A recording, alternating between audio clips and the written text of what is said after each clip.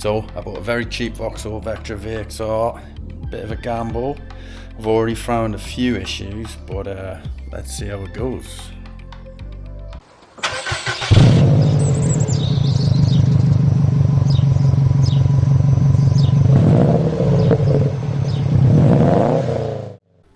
So, welcome back. Cheapest Vauxhall Vectra VXR video, part 2. So if you didn't see part 1, I recommend that you go back and watch that one, because that was where we found some of the initial issues. So the first one was the coolant tank, the float switch. Looks like it's seized. Permanent light on the dash, even with the level set.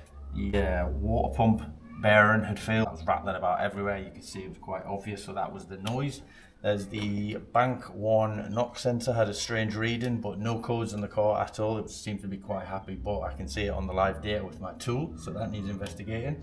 The suspension light was on, but this was due to one of the previous owners fitting the aftermarket coilovers, so we have to either delete that out of the software or try and find a fix for that to take that light off the dash. So let's crack on with this. I did get myself a HPI check with a vehicle score. I downloaded the app. It was quite cheap, it was quite easy to get, and it come back with all the information. Obviously you don't want to buy a car and then find out later it's categorized like a Cat S or N or whatever.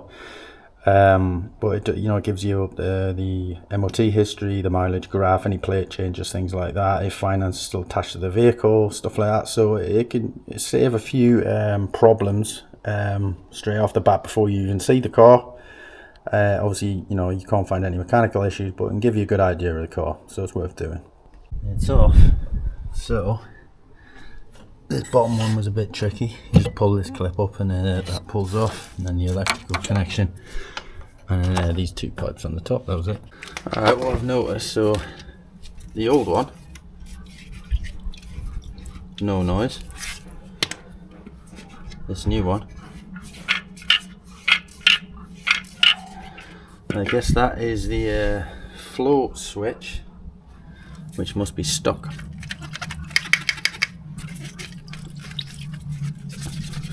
On this one. See? There we go.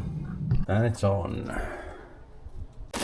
New Deco water pump with a gasket. Put that on. As you can see, new water pump fitted, all torqued up, ready to go. I would have videoed it, but I couldn't really get the camera in, so it's on anyway. So now just got to stick the pulley on. Let's do that. Pulley back on. Alright, so the drive belt is back on.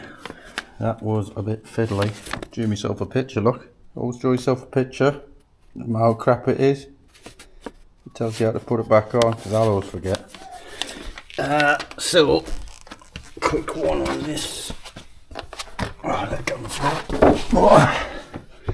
You can see the tensioner there has a like a 1/2 inch drive in it, so it's quite easy. You can just put a breaker bar in there, 1/2 inch drive, whatever. Pull that all the way that way, and then you have enough slack to put everything on. So yeah. Right, the bracket is on. Just push the engine up just a little bit, just so you can fit it in, because it's quite tight. And then there's 1, 2, and 3, and that's it. And then you put the bracket on the mount here. Right, the mount is now on. We can put all the airbox back in now. Airbox is back on. A fresh air filter. Look, as you can see, got myself a new cover. This was about 35 quid off eBay. So yeah, that's on. Makes it a little bit nicer. Alright, airbox all back in. Everything all nipped up. Just going to drain the oil now. Top the coolant back up, and we'll go from there.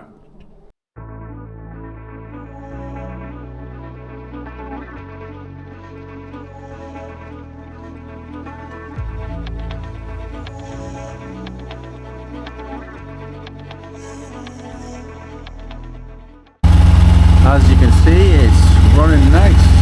It's sounding much better than it did before with that rattling noise coming from the drive belt, which ended up being the water pump. So yeah, happy with that. Okay, so as you can see, the coolant level light that came up has now gone, and the level's established. I've bled the air out. When it does warm up, the heaters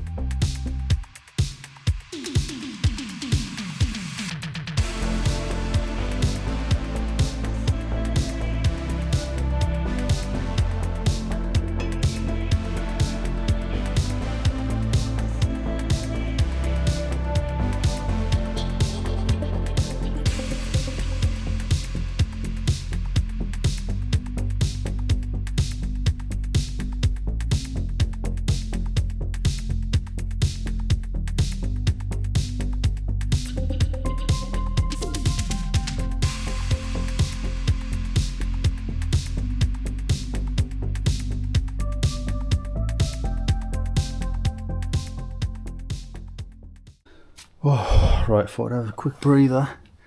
It's not looking too bad, you know. I mean, there's little nicks all over the place and little stone chips everywhere, but got sort of blended a few of the scratches a little bit. You can still see them a bit up close, but that's getting this tidy. Got all this sticky stuff off the window as well, and now this took a while, as you can just see, getting all the goop from around the edge of that. It's still got the sort of broken gasket underneath there, but I think what I'll do is I'll just put a nice neat bead of silicone around it so it looks tidy after that. But yeah, that took some getting off. I used this from Halfords, so you just spray it on, leave it for a little while, and then it does sort of disintegrate the sealant quite easy, and you can scrape it off. So I mean, it still took a while, but it's a little bit easier. Right, I thought I'd take the car off for a bit of a spin. Everything seems alright. I mean, it's a bit rattly. It's an old car, isn't it? It does drive alright, you know. You know, a bit knocky here and there.